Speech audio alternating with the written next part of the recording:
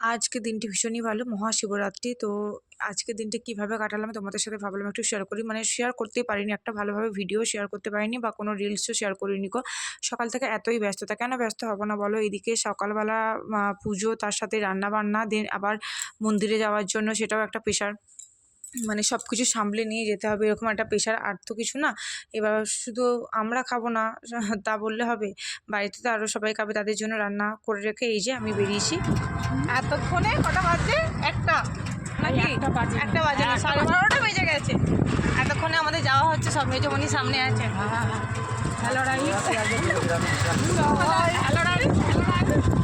সবাই এতক্ষণের মধ্যে কমপ্লিট হয়েছে কাজকর্ম সেরে, তারপর যাওয়া হচ্ছে মন্দিরে। এই যে আমাদের দেখো মন্দিরে চলে এসেছি, আর মন্দিরে দেখো পাশেতেই হরিনাম হচ্ছে, মানে শিবরাত্রির উদ্দেশ্যে হরিনামটা হয়, তারপর পরের দিনকে আবার খিচুড়ি ভোগ খাওয়ায়। যাই হোক, আমরা মন্দিরে চলে এলাম, মানে দেখালাম তোমাদেরকে, সবাই একসাথেই এলাম। আর যেহেতু রাত্রেবেলা করলে করা যেত, যেহেতু মেয়েটার এক্সাম চলছে, কালকে হলো এক্সাম শেষ হবে, সেহেতু আমার সাথেও আসবে, তারপর ওর বদমাইশি করে পড়াশোনা আর একদমই করবে না, যার জন্য দুপুরই ভাবলাম যে জলটা ঢেলে নিই। তাও দেখো এসেছি যখন একচোট মানে হচ্ছে, তখন আমরা খানিকক্ষণ দাঁড়ানোর পর তারপর আমরা এবার ঢেলে নিয়েছিলাম।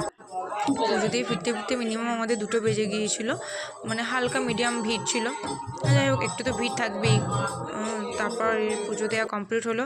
আর আজকের দিনটি কার কীভাবে কাটলো, কে কীভাবে কাটালো, অবশ্যই করে প্লিজ আমাকে কমেন্ট করো। আমারও ভালো লাগবে তোমাদের মানে গল্পগুলো শুনতে, জানতে। আর আমার এই ভিডিওটা তোমাদের কেমন লাগলো তোমরা অবশ্যই কমেন্ট করো, ভালো লাগলে লাইক করো। হার হার শম্ভু, শুভ শম্ভু।